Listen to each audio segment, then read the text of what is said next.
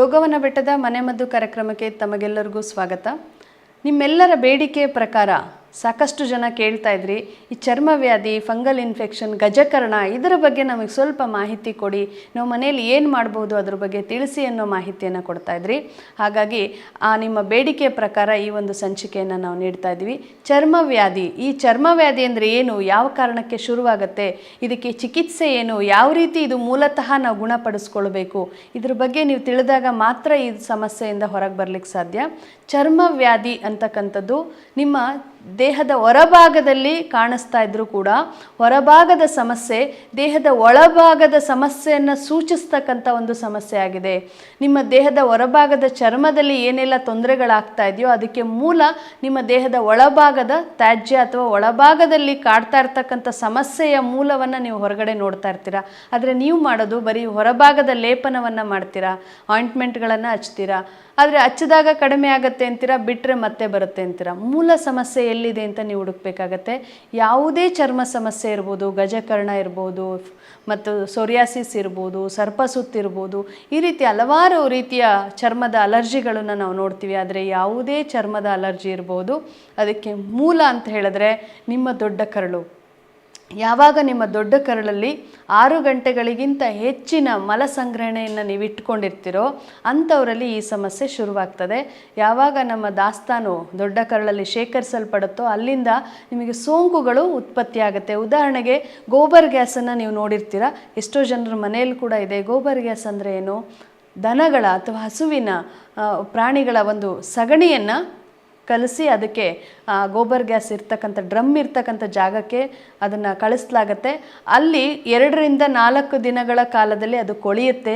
ಕೊಳೆತ ಸಂದರ್ಭದಲ್ಲಿ ಉತ್ಪತ್ತಿಯಾದ ಗ್ಯಾಸ್ ನಿಮ್ಮ ಅಡಿಗೆ ಅನಿಲವಾಗಿ ಕೆಲಸ ನಿರ್ವಹಿಸುತ್ತೆ.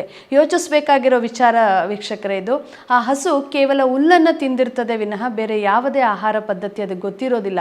ಆದರೂ ಕೂಡ ಆ ಹಸಿರು ಹುಲ್ಲಿನಲ್ಲೇ ಅಷ್ಟೊಂದು ಒಂದು ತ್ಯಾಜ್ಯ ಅಥವಾ ಅಷ್ಟೊಂದು ಉಷ್ಣತೆ, ಅಷ್ಟೊಂದು ಗ್ಯಾಸ್ ಇರೋವಾಗ ಮನುಷ್ಯರು ಯಾವೆಲ್ಲ ಆಹಾರವನ್ನು ಎಷ್ಟರ ಮಟ್ಟಿಗೆ ಸೇವಿಸ್ತಾ ಇದ್ದೀವಿ, ನಮ್ಮ ಹೊಟ್ಟೆನ ಎಷ್ಟು ಶುದ್ಧವಾಗಿಟ್ಟಿದ್ದೀವಿ ಅನ್ನೋದನ್ನು ನಾವು ಯೋಚನೆ ಮಾಡಬೇಕಾಗತ್ತೆ. ಹೀಗೆ ತಪ್ಪದ ಆಹಾರ ಪದ್ಧತಿಗಳಿಂದ ಶೇಖರಿಸಲ್ಪಟ್ಟ ದೊಡ್ಡ ಕರಳಿನ ದಾಸ್ತಾನು ನಿಮ್ಮ ರಕ್ತದ ಅಶುದ್ಧತೆಯನ್ನು ಮಾಡ್ತಾ ಇದೆ.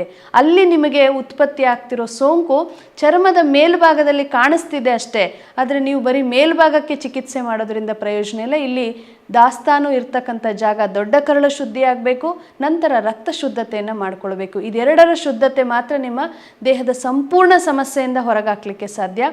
ಈ ರೀತಿ ನೀವು ಮನೆಯಲ್ಲೇ ಮಾಡಬೇಕು ಅಂತ ಹೇಳಿದ್ರೆ, ಮೊದಲು ನಿಮ್ಮ ದೊಡ್ಡ ಕರಳು ಶುದ್ಧಿಗೋಸ್ಕರ ಹರಳೆಣ್ಣೆ ಇರ್ಬೋದು, ಶುದ್ಧ ಕೊಬ್ಬರಿ ಎಣ್ಣೆ ಇರಬಹುದು, ಅಥವಾ ಇಸಾಬ್ಗೋಲ್ ಅಂತ ಹೇಳಿ ನಿಮಗೆ ಆಯುರ್ವೇದ ಶಾಪ್ಗಳಲ್ಲಿ ಸಿಗುತ್ತೆ, ಅಥವಾ ಸುಕುಮಾರ ಘೃತ ಅಂತ ಸಿಗುತ್ತೆ. ಹೀಗೆ ಯಾವುದು ನಿಮ್ಮ ದೇಹ ಶುದ್ಧಿ ಮಾಡಲಿಕ್ಕೆ ಸಹಾಯ ಮಾಡುತ್ತೋ ಅಂಥದ್ದನ್ನು ಬಳಸಿ ದೊಡ್ಡ ಕರಳಲ್ಲಿ ಇರ್ತಕ್ಕಂಥ ಸಂಗ್ರಹವನ್ನು ಹೊರಗಾಕಿ. ಇದು ಹೊರಗಾಕಿದ ಮೇಲೆ ಮತ್ತೆ ನೀವು ಯೋಚನೆ ಮಾಡಬೇಕು, ಮತ್ತೆ ಈ ಸಮಸ್ಯೆ ಬರದೇ ಇರೋ ಹಾಗೆ ನಾನು ಹೇಗಿರಬೇಕು ಅಂತ. ಇದಕ್ಕೋಸ್ಕರ ಶುದ್ಧ ಆಹಾರ ಪದ್ಧತಿಯನ್ನೇ ನೀವು ಬಳಸಬೇಕು. ಆದಷ್ಟು ಈ ಬೇಕರಿ ಆಹಾರಗಳು, ಮಾಂಸಾಹಾರಗಳು, ದುಶ್ಚಟಗಳು, ಈ ರೀತಿ ಕೆಟ್ಟ ಆಹಾರಗಳನ್ನು ನೀವು ಮತ್ತಷ್ಟು ಕೊಡ್ತಾ ಹೋದರೆ ಈ ದೊಡ್ಡ ಕರಳಲ್ಲಿ ಸಂಗ್ರಹ ಹೆಚ್ಚಾಗುತ್ತೆ ಮತ್ತು ರಕ್ತ ಅಶುದ್ಧವಾಗ್ತಾನೆ ಹೋಗುತ್ತೆ. ಹಾಗಾಗಿ ಕೆಟ್ಟ ಆಹಾರಗಳಿಂದ ದೂರ ಇರಬೇಕು. ಉತ್ತಮವಾದ ನಮ್ಮ ನೈಸರ್ಗಿಕ ಬಳಕೆಯಲ್ಲಿರ್ತಕ್ಕಂಥ ಆಹಾರಗಳ ಸೇವನೆಯನ್ನು ನೀವು ಮಾಡಬೇಕು ಮತ್ತು ಹಾಲಿನ ಉತ್ಪನ್ನಗಳನ್ನು ಸೇವಿಸ್ತಾ ಹೋದಾಗ ನಿಮ್ಮ ದೊಡ್ಡ ಕರಳು ಶುದ್ಧವಾಗೇ ಇರುತ್ತೆ. ಇದರ ಜೊತೆಗೆ ರಕ್ತ ಶುದ್ಧತೆಯನ್ನು ಮಾಡಬೇಕು ಅಂತ ಹೇಳಿದ್ರೆ ನಿಮ್ಮ ಮನೆಯಲ್ಲೇ ಒಂದಷ್ಟು ಔಷಧಿಗಳನ್ನು ಮಾಡೋದನ್ನು ಹೇಳ್ಕೊಡ್ತೀನಿ, ಅದನ್ನು ಮಾಡಬಹುದು. ಇಲ್ಲಿ ಯಾವುದೇ ಚರ್ಮ ಅಲರ್ಜಿ ಆಗಬೇಕಂದ್ರೆ ದೇಹದ ಅಧಿಕ ಉಷ್ಣತೆ ಕೂಡ ಕಾರಣವಾಗ್ತದೆ. ನಿಮ್ಮ ದೇಹವನ್ನು ತಂಪಾಗಿಡೋದ್ರ ಜೊತೆಯಲ್ಲಿ ಮನೆಮದ್ದುಗಳನ್ನು ಮಾಡಬೇಕಾಗತ್ತೆ. ಎಷ್ಟೋ ಮನೆಮದ್ದುಗಳು ಉಷ್ಣ ಕೂಡ ಆಗುತ್ತೆ. ಇದಕ್ಕೆ ಉದಾಹರಣೆ ಅಂತ ಹೇಳಿದ್ರೆ, ನೀವು ಕರೋನಾ ಸಂದರ್ಭದಲ್ಲಿ ಕಷಾಯ ಮಾಡಿ ಎಷ್ಟೋ ಜನ ಪೈಲ್ಸ್ ಅನ್ನೋ ಸಮಸ್ಯೆ ಕೂಡ ಬರ್ಸ್ಕೊಂಡಿದ್ದೀರಾ. ಯಾವ ಕಷಾಯವನ್ನು ಎಷ್ಟು ಸೇವಿಸಬೇಕು, ಹೇಗೆ ಸೇವಿಸಬೇಕು ಅನ್ನೋದು ಗೊತ್ತಿಲ್ಲದೆ ಮಾಡಿದಾಗ ದೇಹ ಉಷ್ಣತೆಗೆ ಒಳಗಾಗುತ್ತೆ. ಹಾಗಾಗಿ ವನಮೂಲಿಕೆಗಳು ಒಂದಾಗಲೇ ಉಷ್ಣ ಹೆಚ್ಚಿರುತ್ತೆ. ನಿಮ್ಮ ದೇಹದಲ್ಲೇ ಮೊದಲೇ ಉಷ್ಣತೆ ಇದ್ದು ಈ ಸಮಸ್ಯೆಗಳು ಕಾಣಿಸ್ಕೊಂಡಿರುತ್ತೆ. ನೀವು ಅದನ್ನು ಸರಿಪಡಿಸ್ಕೊಳ್ಳದೆ ಚಿಕಿತ್ಸೆ ಮಾಡಿದಾಗ ಮತ್ತಷ್ಟು ಉಷ್ಣ ಆಗಿ ಆ ಸಮಸ್ಯೆ ಇನ್ನೂ ಹೆಚ್ಚು ಅನಿಸ್ತಾ ಹೋಗುತ್ತೆ. ಹಾಗಾಗಿ ದೇಹ ತಂಪಾಗಿ ಇಟ್ಕೊಳ್ಳೋದು, ದೇಹ ಶುದ್ಧೀಕರಣ ಮಾಡ್ಕೊಳ್ಳೋದು, ಜೊತೆಗೆ ಮನೆಮದ್ದುಗಳನ್ನು ಕೂಡ ಮಾಡಬಹುದು. ರಕ್ತ ಶುದ್ಧತೆಗೆ ನೀವು ಮಾಡಬೇಕಾಗಿರೋದು ಆಮ್ಲ. ಈ ನಲ್ಲಿಕಾಯಿಯ ಬಳಕೆ, ನಲ್ಲಿಕಾಯಿ ಜ್ಯೂಸ್ ಇರ್ಬೋದು ಅಥವಾ ನಲ್ಲಿಕಾಯಿಯ ಚಟ್ನಿ ಇರ್ಬೋದು. ಹೀಗೆ ನಲ್ಲಿಕಾಯಿನ ಹೇಗೆ ಹೇಗೆಲ್ಲ ನೀವು ಬಳಸ್ಬೋದು ಹಾಗೆ ಪ್ರತಿದಿನ ನಲ್ಲಿಕಾಯಿ ಬಳಕೆ ಮಾಡೋದು ಕೂಡ ರಕ್ತದ ಅಶುದ್ಧತೆಯನ್ನು ಸರಿಪಡಿಸುತ್ತೆ. ಇನ್ನು ದಾಳಿಂಬೆ ಹಣ್ಣನ್ನು ನೀವು ಪ್ರತಿನಿತ್ಯ ಸೇವಿಸೋದ್ರಿಂದ ನಿಮ್ಮ ರಕ್ತ ಶುದ್ಧಿಪಡಿಸ್ಕೊಳ್ಬಹುದು. ಸೇಬು ಹಣ್ಣನ್ನು ಪ್ರತಿದಿನ ಸೇವಿಸಿದ್ರೂ ಕೂಡ ರಕ್ತದ ಶುದ್ಧತೆಯನ್ನು ಮಾಡ್ಕೊಳ್ಬಹುದು. ಬೇವಿನ ಎಲೆಗಳು, ಖಾಲಿ ಹೊಟ್ಟೆಯಲ್ಲಿ ಬೇವು ಮತ್ತು ತುಳಸಿ ಎಲೆಗಳನ್ನು ಅಗೆದು ಸೇವಿಸೋದ್ರಿಂದ ಕೂಡ ರಕ್ತದ ಶುದ್ಧತೆಯನ್ನು ಕಾಪಾಡ್ಕೊಳ್ಬಹುದು. ಈ ಅರಿಶಿಣ ಕೂಡ ನಿಮಗೆ ಆಂಟಿಬಯೋಟಿಕ್ ಅಂತ ಕೂಡ ಹೇಳ್ತೀವಿ.